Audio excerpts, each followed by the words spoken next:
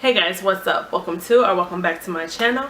My name is Natasha, and today I wanted to basically discuss no buy, low buy, and really pretty much not buying beauty products at all for myself. Starting out January 2017, I made it a goal to myself that I pretty much was going to be on a no buy. Maybe slightly a low buy, but pretty much no buy.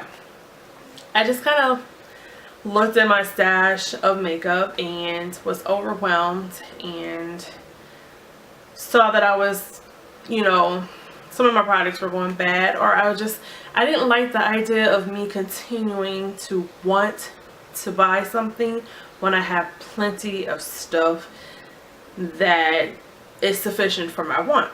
So January I went on pretty much no buy, and for the most part I have not bought anything since Christmas. So Christmas, my birthday month, my birthday is in December, so I bought stuff for my birthday and bought stuff for Christmas for myself.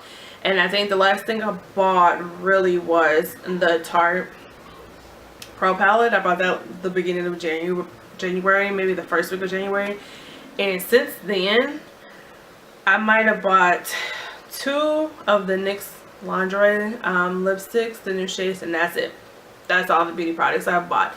And it's going on mid-May, and I really haven't bought much since then. I have put a halt on my beauty buying. I did do a Mary Kay haul, and pretty much that's probably the only haul that I've done. So for the most part, no buy, low buy. I really have been trying to talk myself into using up what I have, so that is why I put emphasis on my monthly makeup basket, my project pan, and my Pan the palette. Which, one thing I've learned from the Pan the palette is it is really kind of hard to pan an eyeshadow palette. Like, I'll show you. I'm panning the Miami palette, and I've done wonders on one color, but I use this palette consistently since January. Like, I dipped and dabbed in some of my other palettes, but I've used this palette consistently, and you have to see up close what I've actually gotten done. But I've come to find out it's very hard to pan a palette. I also come to find out a lot of palettes I gravitate towards certain colors, so I'll get the palette, gravitate into those certain colors, and the other colors go without any use at all. Like when I saw this palette, the colors that that drew me into it was caramel, sienna, and fresh peach. So if you was to look at this palette up close, those are the 3 colors that I've used the most. The rest of them, not as much. So me panning this palette has given me a lot of thought, and when I look at other palettes in the future, I have to be able to half or a little bit of more than half of the eyeshadows in the palette in order for me to buy it. If I don't need it. I'm gonna stick to buying single eyeshadows. So I'm going on no buy, low buy until the holidays, because the holidays comes around, and holidays, i.e. Christmas and Thanksgiving, and that's when all the beautiful palettes come out. But even then, I'm going to have a little more self-control than I've had in the past. But I just really have been trying to tell myself no. So I wanted to kind of give some tips if you're planning on going on a no buy or low buy, just to encourage you. Some things that kind of pretty much I've been working on or have helped me, or whatever. So again, my monthly makeup stash is me playing in my makeup and refreshing why I bought stuff, or refreshing stuff that I haven't used in a long time. So that is one thing I suggest. If you are wanting to watch your money and not really spend as much, play in your makeup that you already have in your stash. Playing stuff that's that you haven't touched in a long time, and you have a newfound love for some things, and it will spark that interest again. It's like going shopping in your own stash. Like, you know, especially when you have a lot of stuff, you just go shopping in your own stuff. So, number 2 is look for dupes. Like highlighters, for instance. There are only so many ways you can make a highlighter. You can make it pearl, rose gold, light gold, bronze gold, and those are generally the colors that are used often. You know, not like, you know, Anastasia Beverly Hills has her blues and purples and silvers and blah blah blah. Those are an exception. But for instance, like the Becca Chrissy Teigen palette, so pretty, and I have been fighting with my inner self not to get it because I don't need it. So today, and this literally happened today, I'm like, I have to find something in my palette that is making me have the feeling that I don't need it. So I pull up my Gwen Stefani palette, which when I got this was on sale. I try to get things on sale as much as possible. But in this palette, this blush right here kinda a little bit looks like the rose gold palette or highlight. I don't know if you'll be able to see it, and you won't be able to see it. A little bit like the rose gold highlight in that palette. So I got a similar dupe right here, which is making me not want the Chrissy Teigen palette as much. And again, with this, even with this blush, it's a similar color. It's not a spot on dupe, but it's a similar color, and there's only so many colors that you can put on your cheeks as blushes also. And then this one kind of looks like the peachy one. That's the newer color.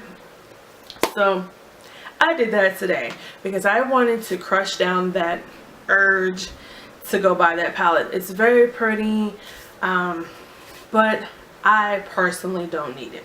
So that's one thing. When you want something, go and see if there's dupes in your own stash.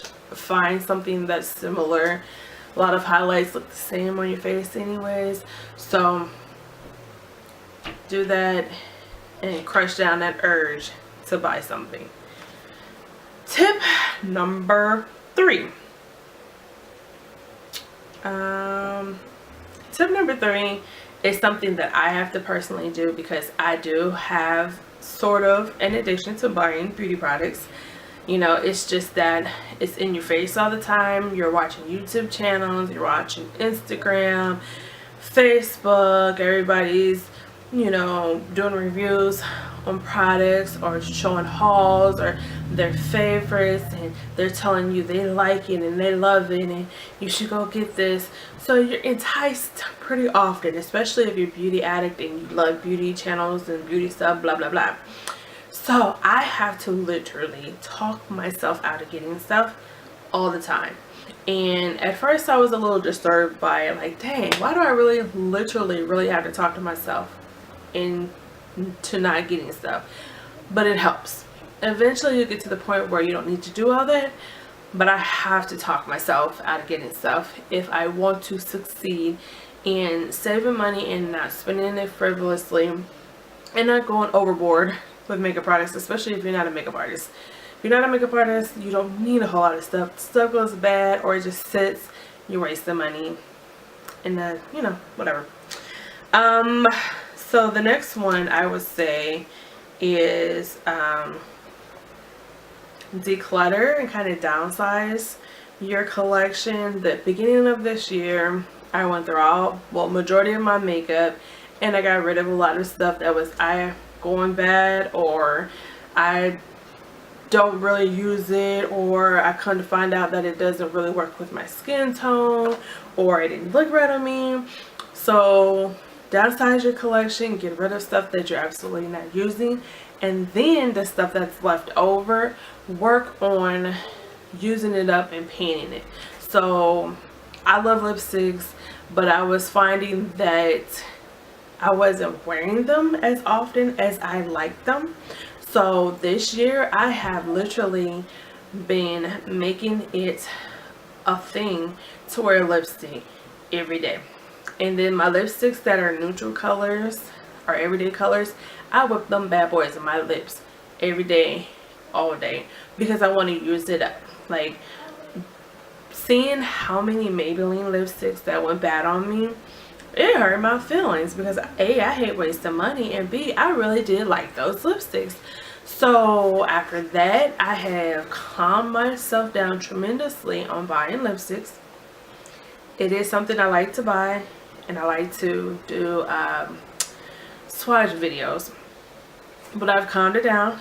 And then I know now in the future, Maybelline might not be a lipstick that I would purchase in the future unless I know that I'm going to use it right up. So basically, downsize your collection, declutter, and then project pan stuff that you got, and just consistently work on using products up. If you don't like it, pass it along to somebody else, or if it's old, throw it away. But it's just a way that you're not being overwhelmed with your collection, or you're just not hovering over makeup. Because I know personally for myself, I had got to a point where I was just buying stuff, just buying stuff because everybody else was buying stuff, and I thought that was, I just was buying stuff out of control. I go to the store, every time I went to the store, I had to buy a lipstick, or I was looking at blushes, or I was looking at bronzers, or I was looking at foundations, and my foundations started piling up, and I'm like, why in the heck do I have like 20 foundations? So, and I apologize if this video is long, but I'm going to speed it up. Okay, my next tip will be, and it's hard, to avoid stores of weakness. I literally, for maybe the months of February, March, and April, avoided Target, Sephora, Ulta, and some drugstores, all the stores. Unless I absolutely needed something, I was going to like the grocery store, like Kroger's, which is here where I live, and just getting food. But I avoided Target, Ulta, and Sephora, because they are my weakness stores. And I tend to just go in Target for one thing, I go to a sell out, I see stuff for sale, or I'm just drawn to too many things in that store. So I avoided it. So, you know, if you have to do it once a month, or, you know, skip every month, avoid a store of weakness. And also, don't compare yourself to others. And I think YouTube can kind of make you feel that way in some sense. You're comparing yourselves to others who get a lot of their stuff for free. They get their stuff for free, so their collection is huge. Or you have people who just have the money to splurge, and they're buying this stuff pretty often, which, hey, to each his own. But let them be them and you be you. If you're on a budget, be on a budget. If you have money to splurge, then by all means. But just don't try to compare yourself to other people. Don't try to be like, well, I want to get this because this person is getting it. No, get it because it's in your budget and you want to get it. Or, you know what I'm saying? Just do you, and don't compare yourself to nobody else. Okay? And have gratitude for what you have. And I've had to tell myself that too. Like, you know, I have enough eyeshadows, enough blushes, enough lipsticks, enough foundations, enough. And I'm happy for what I have. So I'm just gonna go from there. I'm happy. I don't need to indulge in a lot of stuff. I mean, I have an eyeshadow palette that I've been working on for months, and it's still very alive and well. It's living. So, you know, that just goes to show you that eyeshadows last for a long time, and you got like 60 palettes of eyeshadows. That's a lot of eyeshadows. Just putting it in perspective. If you're a makeup artist, I feel you have the green light to having a lot of excessive makeup. But if you're not a makeup artist and you just put stuff on your face, just yourself, and it's not really necessary to have that much. But I mean, by all means, I'm an addict of makeup, so I can totally understand the excessiveness. And this will probably be my last thing. Yeah, you gotta be okay with passing on deals and coupons. For me, that was hard. And I started that probably August of last year, passing up on the 20% Ulta coupons, which they give it to you like 4 to 5 times out of a year, passing up on the Sephora VIB sale, passing up on Tarte's 30% off friends and family sale, passing up on the next Ulta 20% off sale, passing on the next Sephora. You gotta be okay with passing up on those sales. Those sales are great, they're wonderful. But if you're on a budget and you're watching your money and you're not really needing to spend on beauty products, then you got to be okay with passing up those sales. I passed them up in April. It hurts. It hurts a lot because, you know, it's 20% off, it's 30% off. You want to utilize that, and I do buy myself on sale 90% of the time, but it's not necessary. I'm living on a budget. I have some goals and things that I'm saving up for, a car, a house, a trip next year. So I'm putting things in perspective, and I'm just using up with what I have. I have a lot. I recognize I have a lot, so I'm kind of getting all my ducks in a row. So I think that was about it. Yeah, that's about it. Yeah. But I mean, if you sell your makeup, I think if you sell your makeup, it's okay to go and buy other things. But my main thing is I'm on a no buy, low buy for the rest of this year until probably September, when all the Christmas and holiday stuff come out. That stuff is very enticing. So if I see something that I really like, I probably will get it. I still probably won't splurge. But anyways, that was my tips on helping you to slow down on the beauty buying process. If you get things for free, you're good. But for those who, you know, don't get things for free, these are tips to help you slow down on that process.